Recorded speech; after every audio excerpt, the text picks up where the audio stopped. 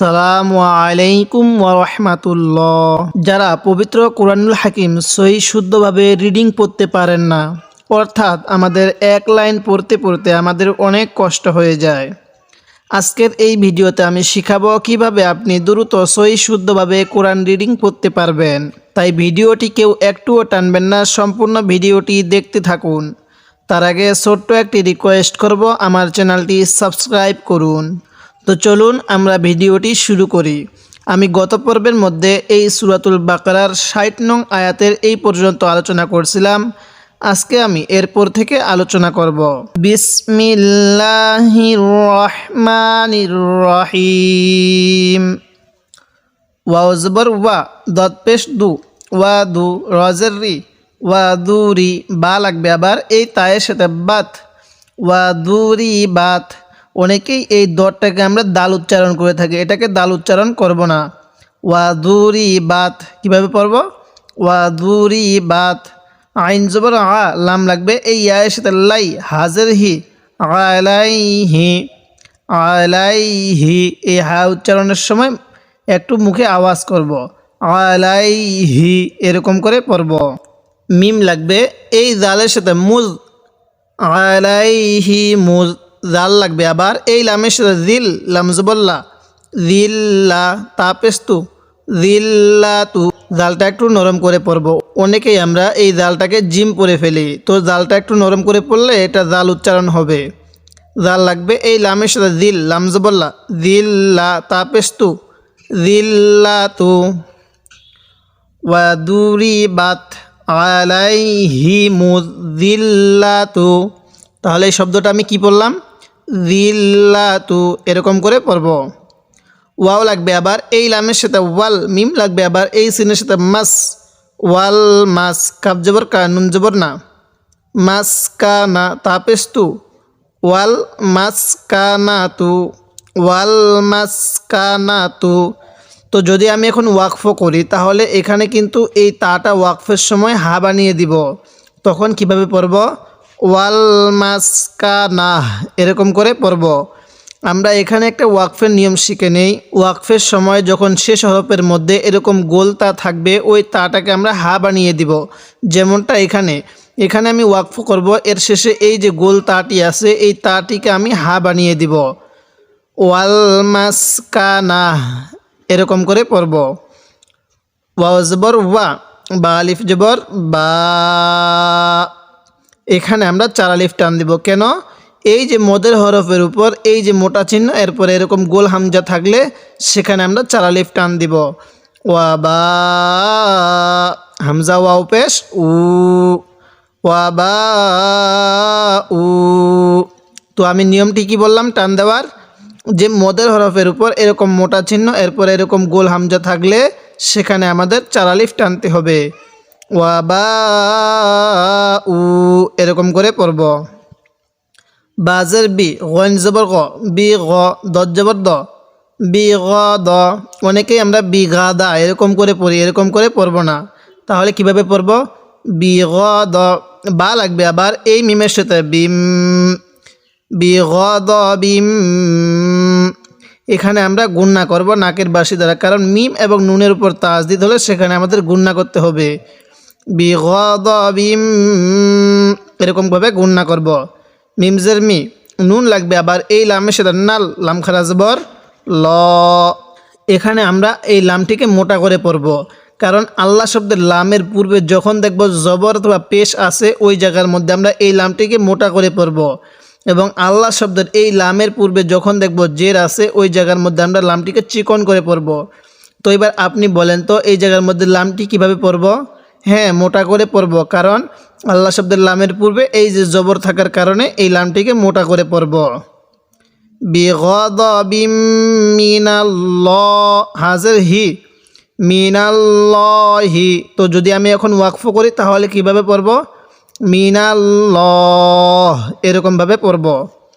ওয়া বা উ বিগদিম মিনাল্লাহ। আরেকবার আমার সাথে পড়ুন, ওয়া বা উ বিগদিম মিনাল্লাহ। যদি আপনি এরকমভাবে বানান করে ভেঙ্গে ভেঙ্গে শব্দ শব্দ তাজবিদ সহ এই 1 নং পারাটি শিখতে চান তাহলে আমার চ্যানেলটি সাবস্ক্রাইব করুন এবং আমার ভিডিওতে একটি লাইক দিয়ে দিন। আর যদি আপনি এরকমভাবে বানান করে পড়তে পারেন তাহলে ইনশাল্লাহ আপনি দ্রুতই সহি শুদ্ধভাবে কোরআন রিডিং পড়তে পারবেন। দাল খারা জবর দা, এক আলিফ টান দিব এই খারা জবরের কারণে। দালের উপরে এই চিহ্নটা হলো খারা জবর, আর খারা জবর খারাজের উল্টা পেশ হলে সেখানে আমাদের এক আলিফ টানতে হবে। লামজের লি, কাব জবর কা, যালিকা যালিকা। বাজের বি, হামজা লাগবে এই নুনের সাথে, আন নুন জবর না, আন না, বি আন না। এখানে নাকের বাসি দ্বারা গুণনা করব। তো এবার আপনি বলেন তো এখানে আমি কেন গুণনা করব? হ্যাঁ, মিম এবং নুনের উপর তাজ দিতে হলে সেখানে আমাদের গুণনা করতে হবে। তো এখানে এই নুনের উপর তাজ দিতে আছে, এজন্য আমি এখানে গুণনা করছি। বি আন না, হামিম পেশ হুম, বি আন না হুম, যালিকা বি আন না হুম। কাফ আলিফ জবর কা, এক আলিফ টান দিব জবরের বামে খালি আলিফ থাকার কারণে। কাফ আলিফ জবর কা, এক আলিফ টান দিব জবরের বামে খালি আলিফ থাকার কারণে। নুন ওয়াও পেশ নু, এখানেও এক আলিফ টান দিব পেশের বামে ওয়াও সাকিন থাকার কারণে। কানু, এরকম করে পড়ব, এই আলিফটিকে বাদ দিয়ে দিব, এই আলিফটিকে ধরব না। ইয়া লাগবে আবার এই কাপের সাথে, ইয়াক ফা পেশ ফু, ইয়াক ফু, র ওয়াও পেশ রু, নুন জবর না, ইয়াক ফুরু না। তো এবার আপনি বলেন তো এই রয়ের মধ্যে কয় আলিফ টান দিব? হ্যাঁ, রয়ের মধ্যে এক আলিফ টান দিব পেশের বামে ওয়াও সাকিন থাকার কারণে। কানু ইয়াক ফুরু না। বাজের বি, হামজা খারা জবর আ, ইয়া খারা জবর ইয়া, বি আয়া। তা লাগবে আবার এই লামের সাথে তিল, লাম খারা জবর লা। তো এবার আপনি বলেন তো আমি এই লামটাকে মোটা করে পড়লাম কেন, লা এরকম করে পড়লাম কেন? হ্যাঁ, আল্লাহ শব্দের লামের পূর্বে এই যে জের থাকার কারণে এই লামটিকে আমি চিকন করে পড়ছি, বারিক করে পড়ছি। আর এই আল্লাহ শব্দের লামের পূর্বে জবর থাকার কারণে আমি এই লামটিকে মোটা করে পড়ছি। বি আয়াতিল্লা, হাজের হি, বি আয়াতিল্লাহি, বি আয়াতিল্লাহি। ওয়া জবর ওয়া, ইয়া লাগবে এই কপের সাথে, ইয়াক ওয়া ইয়াক, তা পেশ তু, ওয়া ইয়াক তু, লাম ওয়াও পেশ লু, ওয়া ইয়াক তু লু।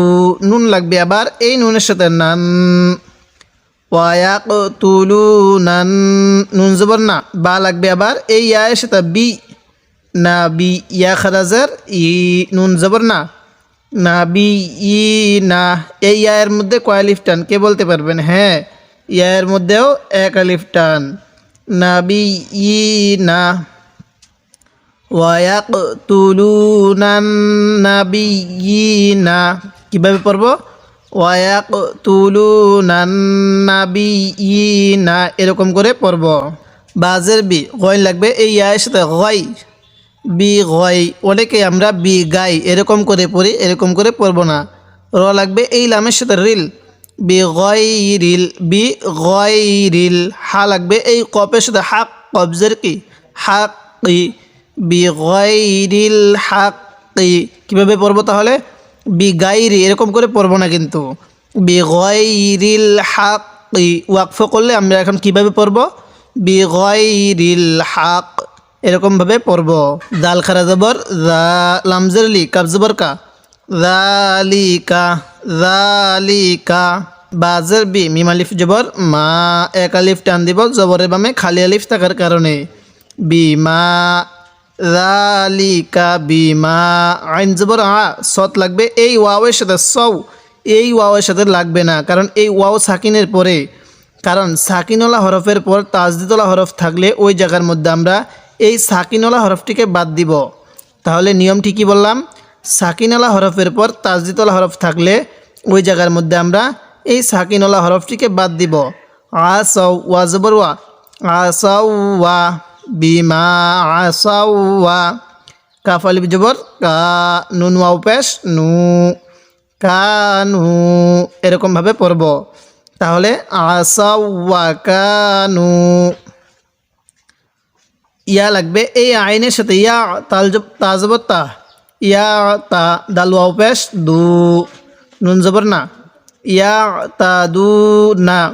এখন যদি আমি এখানে ওয়াকফ করি তাহলে কিন্তু ওয়াকফের সময় 3 আলিফ টান দিব ইয়া তা দুন আসাউ ওয়া কানু ইয়াতাদুন এরকম ভাবে পড়ব যালিকা বিমা আসাউ ওয়া কানু ইয়াতাদুন। এবার আমরা এই শুরু থেকে ভেঙ্গে ভেঙ্গে পড়ব ওয়া দুরিবাত আলাইহিমুয যিল্লাতু ওয়াল মাসকানা ওয়া বাউ বিগাদাবিম বিগাদাবিম এরকম করে পড়ব না বিগাদাবিম মিনাল্লাহ যালিকা বিআন্নাহুম কানু ইয়াকফুরুনা বিআয়াতিল্লাহি ওয়া ইয়াকতুলুনান নাবিয়্যিনা বিগাইরিল হক যালিকা বিমা আসাউ ওয়া কানু ইয়াতাদুন। এবার আমরা এখান থেকে মিলিয়ে পড়ব ওয়া দুরিবাত আলাইহিমুয যিল্লাতু ওয়াল মাসকানা ওয়া বাউ বিগাদাবিম মিনাল্লাহ যালিকা বিআন্নাহুম কানু ইয়াকফুরুনা বিআয়াতিল্লাহি ওয়া ইয়াকতুলুনান নাবিয়্যিনা বিগাইরিল হক যালিকা বিমা আসাউ ওয়া কানু ইয়াতাদুন।